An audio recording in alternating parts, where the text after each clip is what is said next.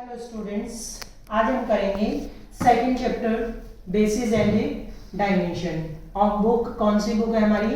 Linear algebra, class BA या BSc fifth sem.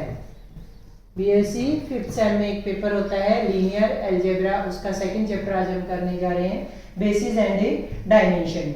Basis and dimension को पढ़ने से पहले हमें कुछ बेसिक टर्म्स पता होनी चाहिए, जैसे लीनियर कॉम्बिनेशन क्या होता है, लीनियर कॉम्बिनेशन, और लीनियरली डिपेंडेंट एंड इंडिपेंडेंट क्या होता है। Linear combination, combination means combine करें, लीनियर मीन्स डिग्री वन के साथ, कि कुछ एलिमेंट्स की कॉम्बिनेशन से कंपाइल करने से एक एलिमेंट हम बनाएंगे तो वो हमारा कहलाएगा लीनियर कॉम्बिनेशन।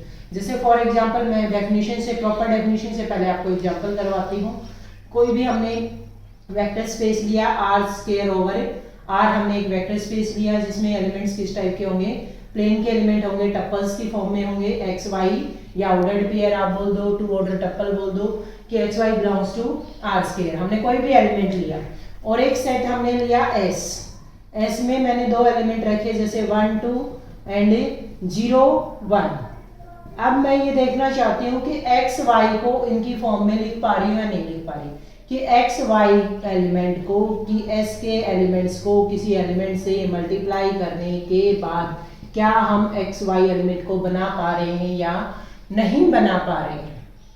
हमारा क्वेश्चन क्या है कि एक्स वाई को हम एस के एलिमेंट्स के लीनियर कॉम्बिनेशन, लीनियर मींस इनकी पावर 1 ही रखनी है, हमने इनको बार बार मल्टीप्लाई नहीं करना है खुद से, कि पावर 1 है, उसके कॉम्बिनेशन में अगर हम एक्स वाई को लिख पा रहे हैं तो X Y is the linear combination of elements of A S हमारा कहलाएगा लीनियर कॉम्बिनेशन। अब जैसे क्या करना है इसके लिए, आपको यहाँ अल्फा मान लोगे, यहाँ हम बीटा मान लेंगे, इक्वेशन बना लेंगे। जैसे फर्स्ट एलिमेंट फर्स्ट के इक्वल होना चाहिए तो x is equal to alpha plus यहाँ से क्या आ जाएगा 0 इंटू बीटा 0 हो जाएगा, और अल्फा की वैल्यू क्या आ गई x आ गई, अल्फा की वैल्यू हमारी क्या आ गई x, तो हम यहाँ पुट कर देंगे। बीटा की वैल्यू निकालने के लिए सेकेंड एलिमेंट को कंपेयर करेंगे, y is equal to 2x plus beta, और यहाँ से बीटा निकालने के लिए 2x को लेफ्ट हैंड साइड ले आओगे, y में से 2x माइनस हो जाएगा, ये वैल्यू हमारी किसकी आ जाएगी, बीटा की आ जाएगी, तो बीटा की वैल्यू पुट कर देंगे y माइनस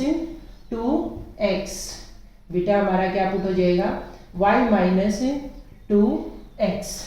अब y और x क्या थे, रियल नंबर्स थे, आर स्क्वायर के एलिमेंट थे, तो दो रियल्स को ऐड करें, सब्ट्रैक्ट करें, मल्टीप्लाई करें, रियल नंबर ही रहना है, इमेजिनरी तो आएगा नहीं वो, तो मींस ये एलिमेंट किससे आ रहे हैं हमारे आर से आ रहे हैं, ओवरफिल्ड आ रहे हैं, तो ये कॉम्बिनेशन पॉसिबल है। अगर ऐसा हम लिख पा रहे हैं तो X Y is the linear combination of elements of S. ये तो बात हुई पर्टिकुलर एग्जांपल की। अब इसी को हम डेफिनेशन की फॉर्म में करें, डेफिनेशन में क्या करेंगे हम कि हमें एस ले लेंगे कोई भी सेट, और v एक एलिमेंट हमने जैसे एक्स वाई लिया था आर स्क्वायर का, तो v एक एलिमेंट लिया हमने v ओवर f से, और सेट s हमारा जर्नल हम n एलिमेंट्स लेते हैं, v1 v2 vn इस सबसेट ऑफ v, कोई भी v का सबसेट s है।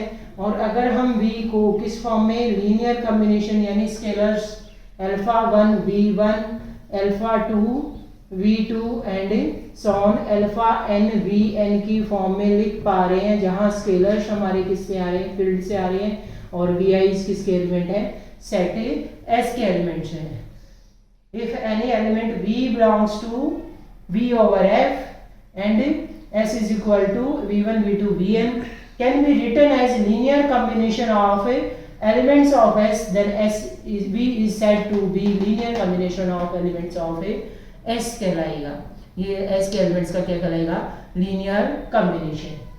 फिर बात आती है लीनियर कॉम्बिनेशन के बाद लीनियरली डिपेंडेंट और इंडिपेंडेंट सेट, लीनियरली डिपेंडेंट और इंडिपेंडेंट सेट। लीनियर कॉम्बिनेशन में हम v को लेके चल रहे थे, लीनियरली इंडिपेंडेंट और डिपेंडेंट में हम v की वैल्यू 0 पुट कर देंगे, ऐसे उसी तरह से एक सेट लेंगे v1 v2 vn, कोई भी सेट ले लिया, या हमें वेक्टर्स दे दिए v1 v2 vn, उनको हमें चेक करना है कि वो लीनियरली इंडिपेंडेंट है या लीनियरली डिपेंडेंट है। तो हमें क्या करना है कि इनका लीनियर कॉम्बिनेशन बनाओ, जिन भी वेक्टर्स को आपको li और ld चेक करना है उनका लीनियर कॉम्बिनेशन बनाओगे। बट अब लीनियर कॉम्बिनेशन में तो हम इसकी वैल्यू जो भी आएगी वही रखते हैं लीनियर कॉम्बिनेशन में, ये एल आई और एल डी चेक करने के लिए इसको किसके इक्वल पुट करना पड़ेगा हमें, 0 के इक्वल। इसको 0 के इक्वल पुट करके हम अल्फा इज की वैल्यू निकालेंगे, इक्वेशन सॉल्व करेंगे। जो अल्फा आई आएंगे, अगर सारे के सारे अल्फा आई 0 आ जाए, यानी अल्फा 1 की वैल्यू भी 0 आ रही है, अल्फा 2 अल्फा 3 जितने भी स्केलर्स हैं सबकी वैल्यू क्या आ रही है, 0 आ रही है, तो ये सेट क्या हो जाएगा, लीनियरली इंडिपेंडेंट, कि एक दूसरे पे डिपेंडेंट नहीं कर रहे, एक दूसरे की हेल्प से ये एक दूसरे को 0 नहीं बना रहे।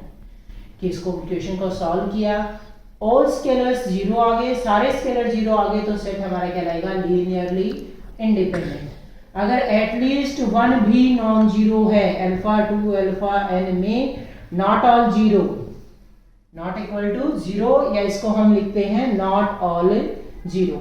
वर्ड्स में अगर हम इसको लिखें कि नॉट ऑल 0, की सारे 0 ना हो, सारे 0 ना हो, या एटलीस्ट 1 नॉन जीरो, कि कम से कम एक नॉन जीरो हो जाए या सारे 0 ना बने, तो हम इस सेट को क्या कहेंगे, लीनियरली डिपेंडेंट।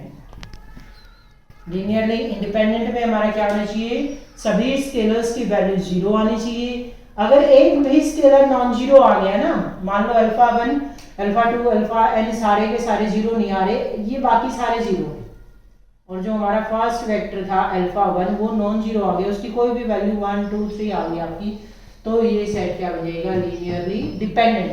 कि एक भी नॉन जीरो आ गया, एक भी non zero, at least 1 non zero या नॉट ऑल 0, सारे 0 नहीं है, सारे 0 नहीं है, इसको दूसरे वर्ड्स में कहें तो कम से कम एक नॉन जीरो, तो सेट क्या हो जाएगा हमारा, एल डी डिपेंडेंट हो जाएगा। अगर सारे 0 आ गए तो एल आई हो जाएगा।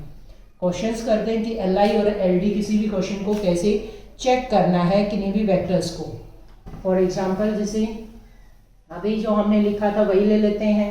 सेट एस हमने लिया था, 2 वेक्टर्स थे उसमें, v1 इज इक्वल टू 1 2, और v2 हमने वेक्टर लिया था उसमें 0 1, और वेक्टर स्पेस हमारा क्या चल रहा था, R square over R. Vector space हमारा क्या चल रहा था, आर स्क्वायर ओवर आर।